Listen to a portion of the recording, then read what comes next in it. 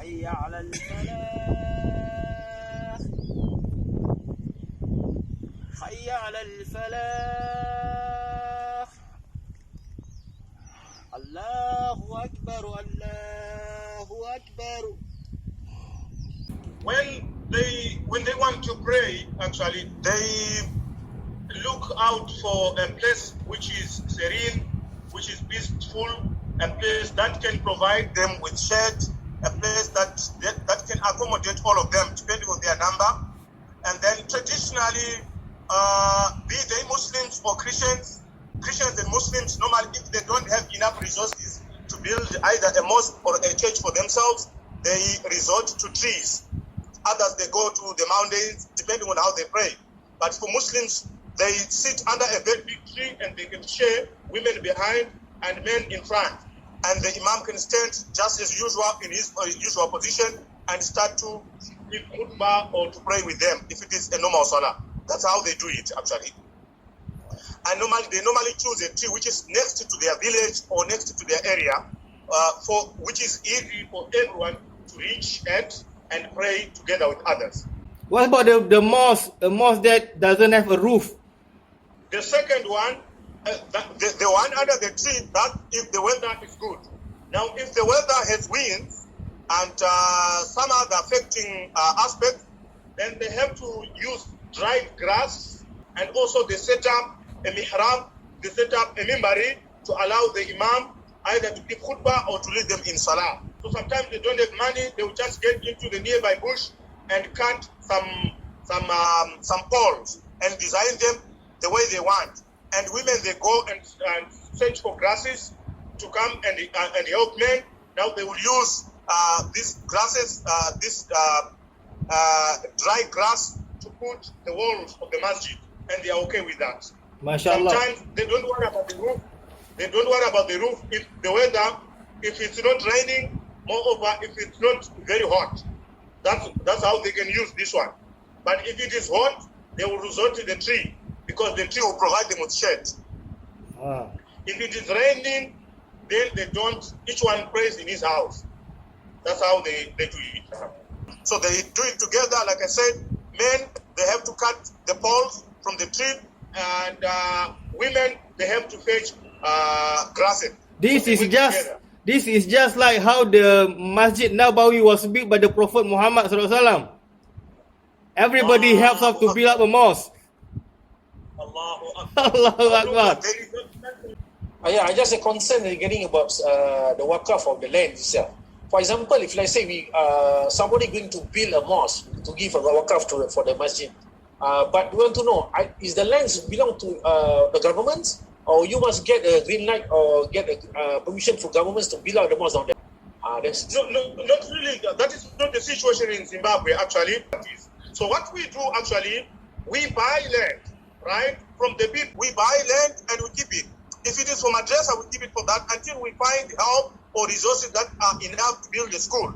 Then we continue. If it is for the masjid, we do the same. Because we don't want to burden either muhsinin or donors or anyone to say, no, they want to do something for us. For example, they want to build a masjid.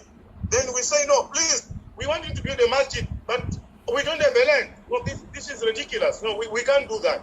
We only need a hand from a donor to help us. Maybe we have got a piece of land already. So the donor must help us with the resources to continue building the madrasa or to build a library or to build a masjid. So we buy land either from the municipality or we buy it from individuals who have already bought their pieces of land from municipality or from the government. So the properties belong to Kararima Foundation and no one is going to take it back, not even the government. No, they won't do that. But the government will protect it. Okay, Sheikh. I'm getting what I'm saying. Alhamdulillah. So, I want to ask about who managed the mosque. And like in Singapore, we have Islamic Council of Singapore, I think. Okay, so the one who administered in Singapore is Islamic Council of Singapore. Islamic Religious Councils of Singapore. Okay. So the one who administered the mosque in Singapore is what? Islamic Religious Council of Singapore. Islamic Religious Council of Singapore. He is the one who administered. We have 72 mosques in Singapore. right? And then they appointed a member, MMB, you call it MMB, Mosque Management Board. Mosque Management Board. So this Mosque Management Board, who was appointed by the Muslim Islamic Council, so they are linked to government, Singapore government, and then they appointed the board member. So the board member who will how should I say, will appointed a full-time staff at the mosque itself. At the mosque, in Singapore mosque, you already see the picture of our mosque, right? The picture of the mosque, the architecture, we have a dome and the minaret, right? And one of the mosques I showed where Haji Ismail before is a board member of the mosque, is secretary of the mosque itself. So they are played there. The administrative, the Islamic Council is the one who think of the policy. The board member is thinking how to run the mosque with the appointed or full-time staff.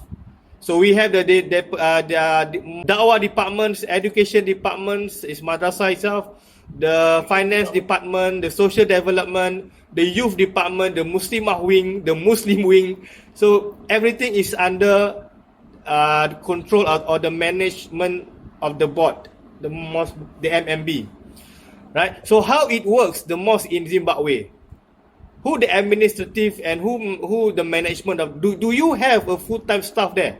We have a full-time imam in Singapore. So how about in Zimbabwe?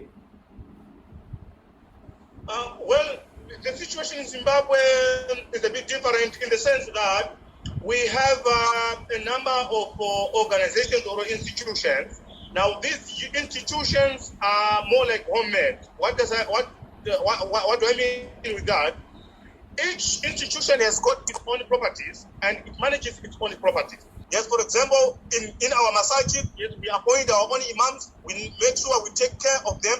We look out for qualified imams, those who have studied enough to take care of the services, and then we appoint them to take up the job. And we take care of them as well as per the availability of resources. This is what we do here in Zimbabwe at the present moment.